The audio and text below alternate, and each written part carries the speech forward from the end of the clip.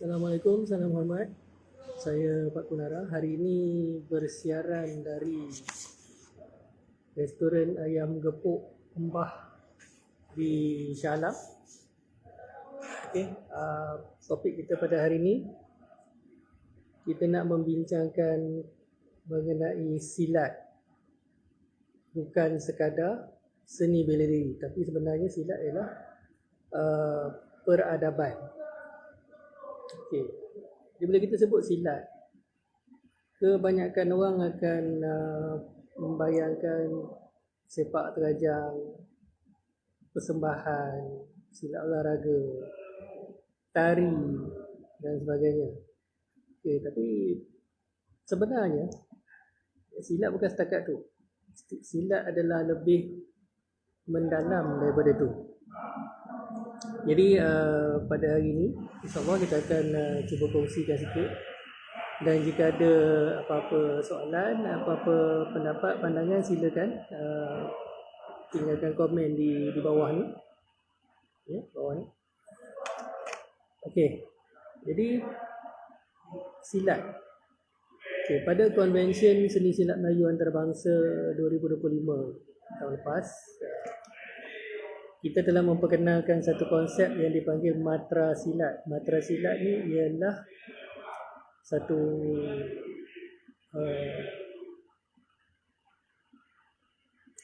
macam mana kita nak kata, kita nak cuba jelaskan silat tu. Kita huraikan silat tu dalam 3 matra ataupun 3 dimensi, iaitu seni, sains dan spiritual. Jadi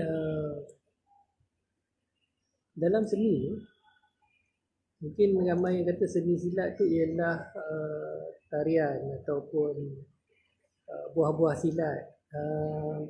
Sebenarnya kalau ikut dalam apa yang kita bincangkan dalam matra silat, seni dalam silat sebenarnya ialah dari sudut falsafah dia, dari sudut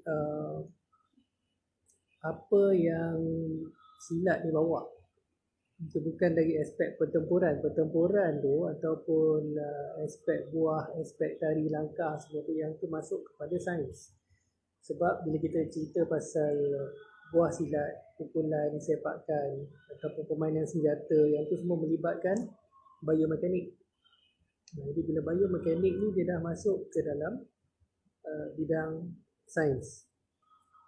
Okay, jadi seni dalam silat, apakah itu seni?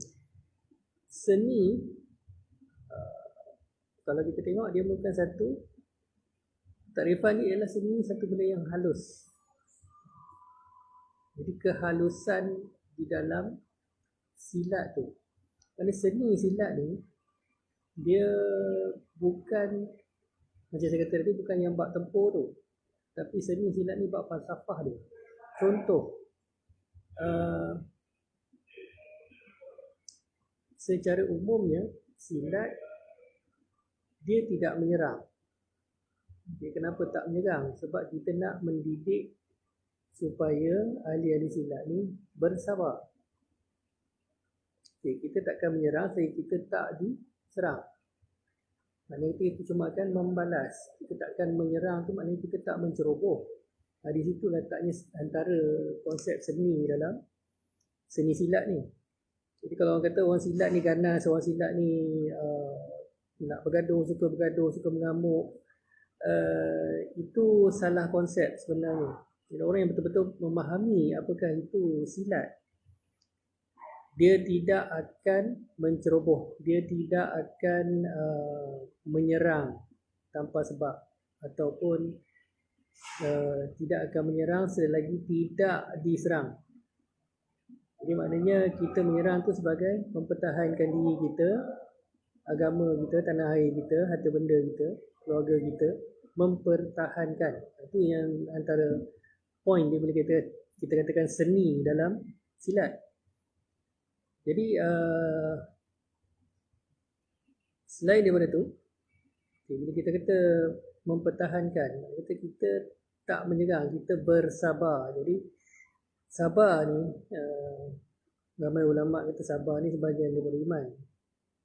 Jadi maknanya dalam silat ni sebenarnya kita nak mendidik anak-anak Melayu ataupun pengamal-pengamal persilatan ni supaya bersabar dan beriman. Okey. Bukannya jadi, kalau orang Kedah kata paromoi, bukannya mengamuk, bukannya baran. Mengamuk, okey. Nak cerita amuk ni, amuk ni bukan seperti mana yang kita selalu digembar-gemburkan, digambarkan. Mengamuk bersenjata atau tidak, pergi memusnahkan harta benda, membunuh orang ataupun mencederakan orang, sama ada kawan ke lawan ke, dia dah tak sedar dah. Itu bukan amuk sebenarnya.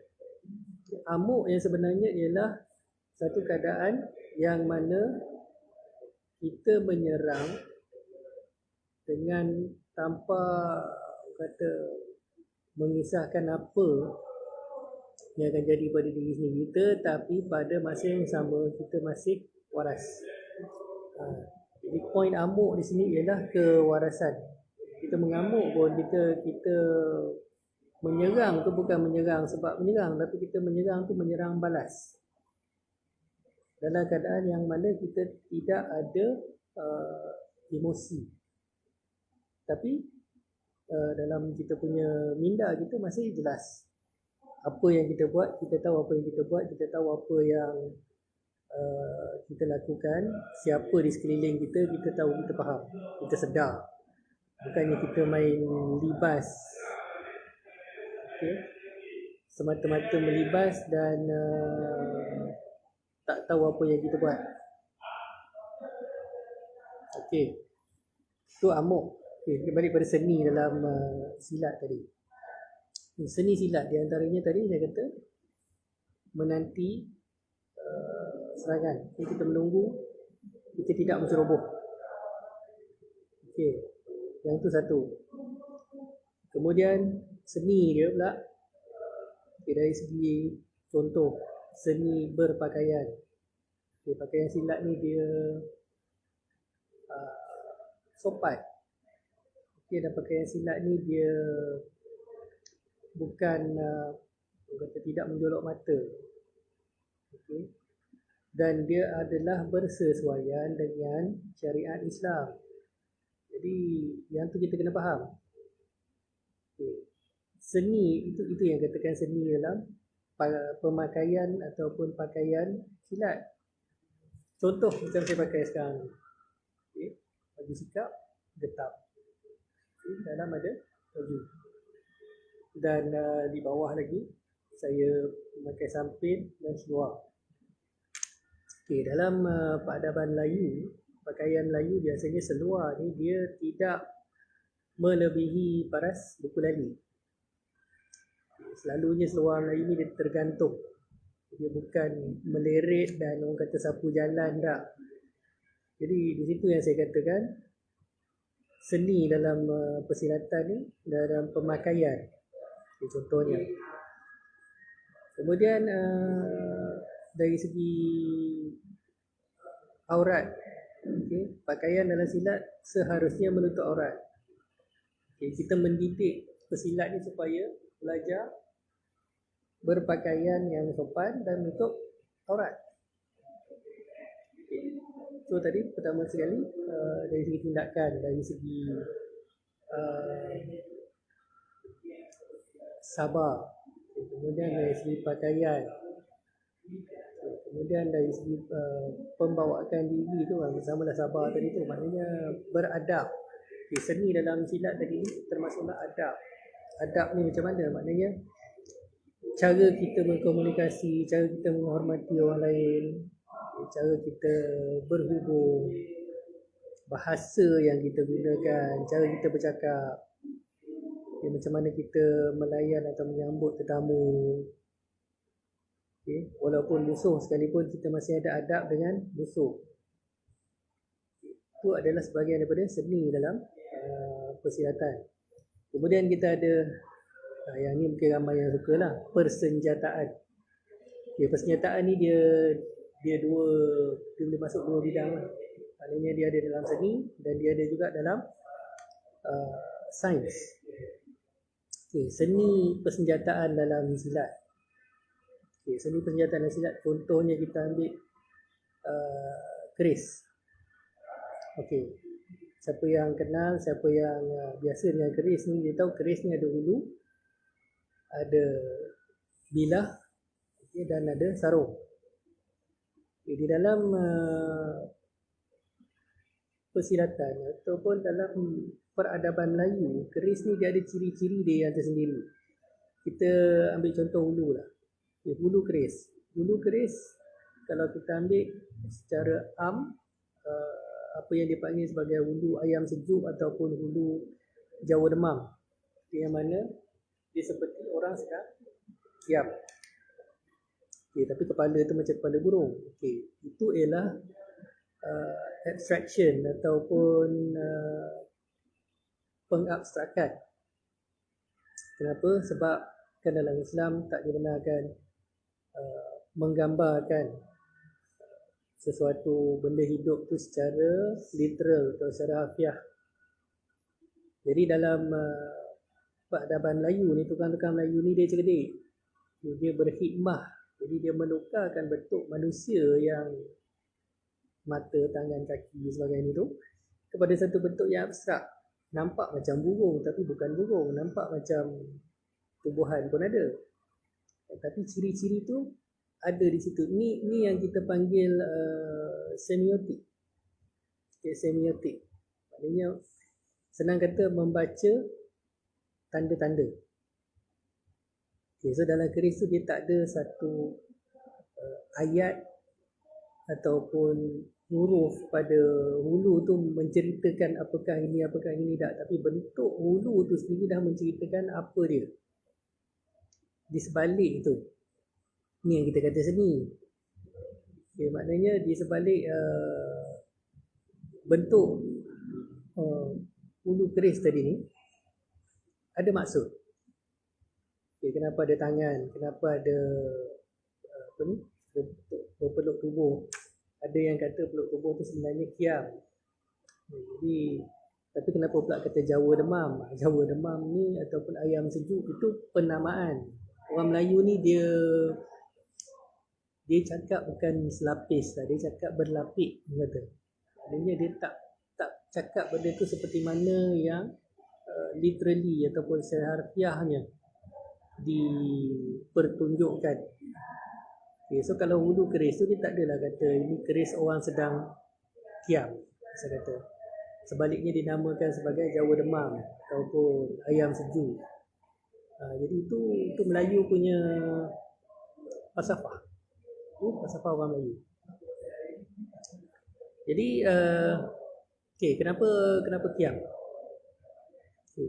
Berbalik pada falsafah silat tadi, yang mula-mula tadi saya kata bertahan atau bersabar. Jadi dalam keris pun dia dilambangkan sebagai kiam tadi.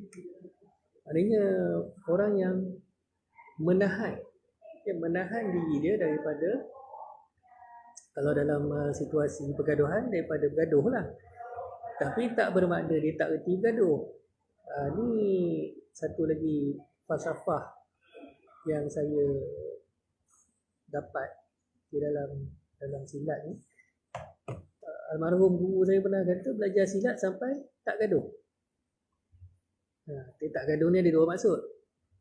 Satu maksudnya tak bergaduh.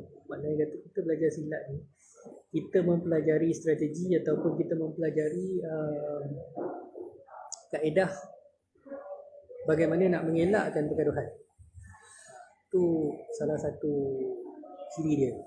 Kemudian kita, ataupun kalau misal kata terpaksa bergaduh, tak gaduh ni, kalau orang Kedah dia kata tak susah. Maknanya dia nak mempertahankan diri dia nak bergaduh, dia dah tahu macam mana. Sebab dia dah belajar silat.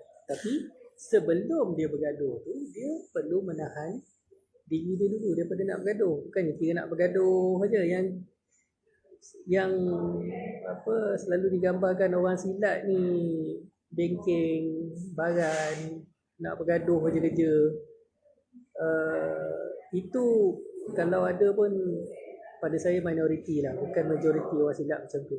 Sebab kalau misal kata orang yang belajar silat tu dia betul-betul faham silat, dia takkan jadi macam tu. Sebab silat ni ialah satu ilmu bela diri yang betul-betul mengikut syariat ataupun landasan Islam. Okay, kita tak suruh orang bergaduh, kita tak galakkan orang bergaduh. Tapi kalau terpaksa bergaduh, kita boleh bergaduh. Jadi itu wudu keris tadi. Okay. Maknanya menahan diri tu.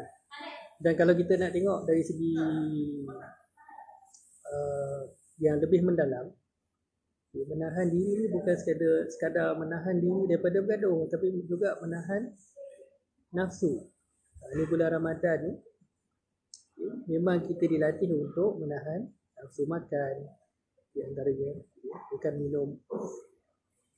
Jadi dalam falsafah silat pun kita diajar untuk menahan nafsu. Okey, menahan nafsu macam mana? Maknanya kalau ada orang mencabar, ada orang yang provoke kita sabar, kita bertahan. Ataupun ada sesuatu berlaku yang bagi kita naik darah, kita marah, tak puas hati, kita relax. Okay, fikir dulu sebelum bertindak. Tahan diri, itu yang kata Qiyam tu, tahan diri. Jadi kita nak tahan diri kita. Kemudian yang ni dia membawa kepada menahan nafsu. Okay, nafsu secara umum. Okay, kalau kita tengok balik, ada satu hadis Nabi.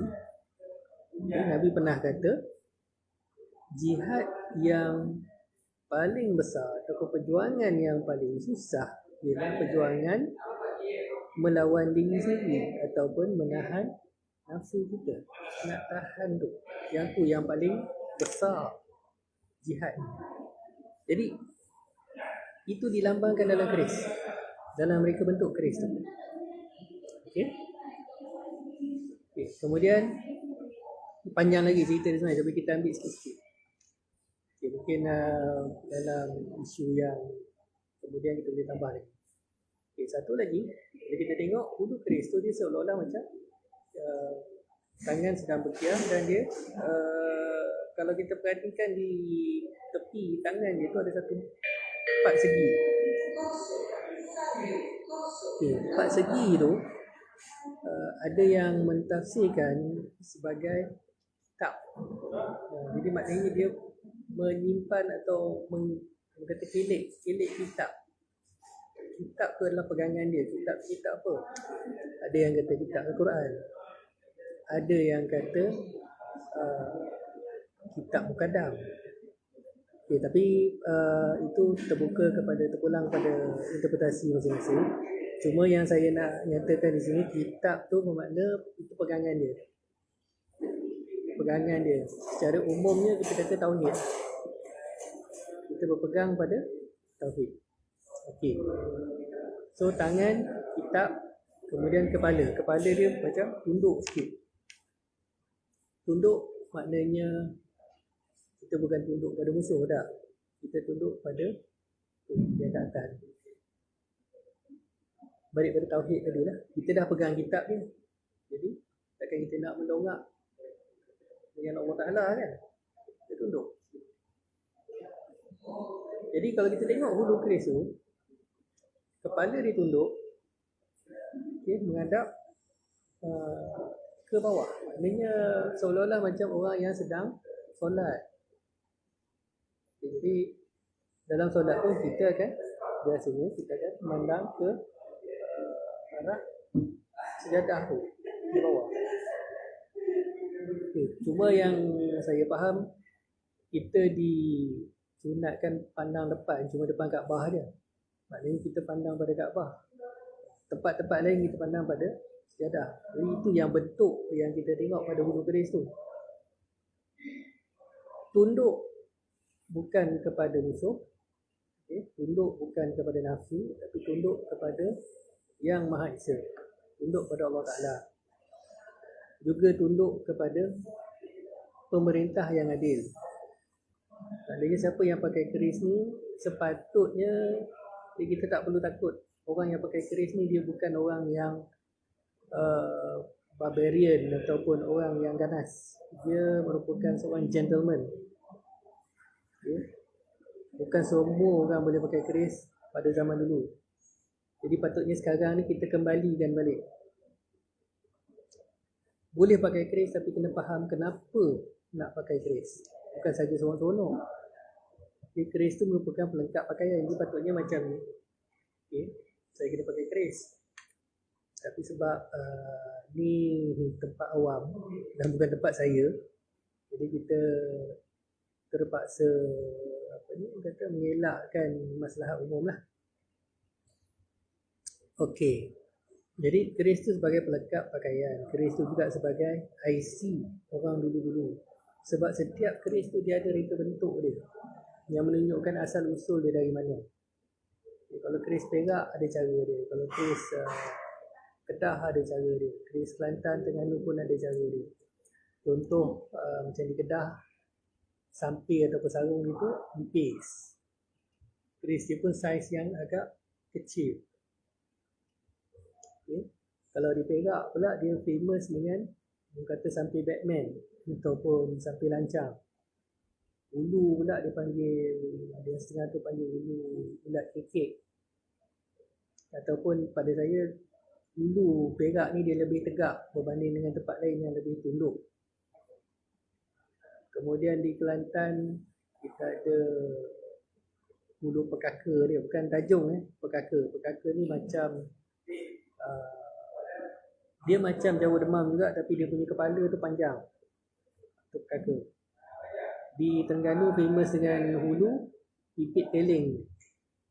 Maknanya bahagian kepala tu kecil, bahagian badan dia besar. Itu Terengganu punya. Jadi setiap negeri ni ada identiti keris masing-masing. Jadi bila kita pakai sesuatu keris tu, orang akan tahu, oh dia ni daripada Kedah, dia ni daripada Perak, ni daripada Kelantan, sebagainya. Jadi itu yang dikatakan keris tu sebagai IC. Dan keris tu juga merupakan lambang ataupun the badge of authority, lambang authority seseorang. Sebab zaman dulu yang pakai keris ni bukan semua orang. Okay. Yang dibenarkan memakai keris hanyalah para pembesar, penghulu, panglima. Dan setiap mereka ni ada keris-keris yang menunjukkan jawatan masing-masing. Jadi kalau dan juga raja lah. Okay. Keris yang ada emas, sama ada di hulu ataupun dokok ataupun mana-mana bahagian keris tu ada emas, biasanya yang tu adalah keris milik kerabat ataupun mungkin raja tu sendiri. Sebab rakyat biasa tak dibenarkan pada masa tu. Okey. Kemudian keris yang berhulukan gading, misalnya kata. Keris ni biasanya hulu dia kayu je. Tapi ada yang hulu gading, ada yang hulu tanduk, ada yang hulu gigi, tulang dan sebagainya. Banyak lagi bahan lain. Ada juga yang hulu logam. Jadi setiap bahan-bahan ni juga menceritakan siapa yang memakainya. Jadi di sini balik pada konsep seni tadi tu, ni lah dia. Maknanya bila kita tengok keris orang tu pun kita dah tahu dia siapa. Dan tanpa kita perlu bertanya, tuan ni siapa? Kita tengok keris ni kita tahu, dia ni Datuk Panglima ni. Okay. Yang ni penghulu. Ni anak raja ni. Jadi bila kita tahu dia siapa, maka bolehlah kita berinteraksi dengan cara yang sepatutnya. Okey. Jadi sebenarnya cerita keris ni kita boleh panjang lagi. Banyak lagi, tapi cuma sekarang saya tak ada contoh, susah sikit kita nak cerita, sekadar berkongsi macam ni je lah. Kemudian seni itu pada keris. Okey, pada hulu. Kita baru cerita hulu. Kalau kita tengok hulu dan sampir keris. Sampir keris ni bahagian yang melintang pada sarung ni. kebanyakan keris mempunyai samping ataupun hampir semua lah, kita boleh kata semua keris mempunyai samping yang berbentuk seperti kapal ataupun bot. Kenapa kapal, kenapa bot? Ini merujuk kepada kehidupan maritim orang Melayu, pengaruh maritim kepada masyarakat Melayu. Jadi sungai dan laut ni merupakan satu jalan ataupun satu kaedah perhubungan yang penting pada zaman dulu. Kalau kita perhatikan, banyak kerajaan-kerajaan Melayu terletak di pesisiran pantai. Dan kalau dia di dalam pun masih ada sungai yang menghubungkan antara satu kerajaan dengan kerajaan yang lain dan juga ke laut. Jadi pada masa tu kaedah perhubungan yang paling berkesan ialah melalui air, iaitu melalui sampan, bot, kapal, perahu dan sebagainya. Kemudian bila kita tengok kedudukan samping tu dengan ulu yang ada di atas tu, ulu tadi mengisahkan ataupun menggambarkan pemilik keris tu ataupun orang, figura. Jadi kita ada figura atas sampan. Maknanya di sini dia menggambarkan bahawa orang yang duduk atas sampan tadi tu, dia bukan duduk atas sampan saja-saja, dialah yang mengemudikan sampan ataupun perahu tadi. Kata dia yang menentukan hala tuju apa semua. Dia ialah orang yang mempunyai authority ataupun mempunyai kehendak, kefahaman. Di atas sampan tu dialah ketua. Dialah yang menentukan sampan tu pergi mana. Okay, kalau kita tengok balik di sini, kita tarik ke belakang sikit. Sampan tu melambangkan kehidupan. Okay, yang hulu tu kita lah. Jadi kita yang menentukan apa yang nak jadi kat kita. Sebab Allah Ta'ala pun dah cakap, berfirman, aku takkan ubah nasib satu kaum tu, melainkan kaum tu mengubah nasibnya sendiri. Jadi di sini digambarkan pada keris tadi. Maknanya yang di atas tu mampu mengubah kehidupan dia. Okey. Dan bila dia mampu mengubah kehidupan ni, maknanya dia bukanlah manusia biasa. Bukan manusia biasa ni maksudnya bukanlah superhero atau adiwira dan sebagainya, tetapi dia merupakan seorang khalifah. Sebab tu zaman tu bukan semua orang boleh pakai keris. Yang pakai keris ni adalah orang yang mencapai tahap tertentu. Maknanya dia bukan saja pandai bersilat, tapi ilmu agama, ilmu ketuhanan dia perlu mantap. Ini yang diceritakan dalam sebilah keris ni. Okey. Saya rasa buat masa ni kita berhenti takat ni dulu. Okay. Nanti insyaAllah ada kelapangan, kita akan sambung lagi. Ini kita baru masuk bab seni dalam mantra silat, bab keris. Okay, belum lagi cerita benda-benda lain lagi. Okay, jadi insyaAllah kita akan sambung lagi. Kalau tak ada arah yang minta, insyaAllah besok kita sambung. Dan mudah-mudahan besok saya ada satu keris untuk saya tunjuk contoh. Okay, jadi sekian dulu. Selamat berbuka puasa, selamat bertarawih. Sekian. Assalamualaikum. Salam hormat.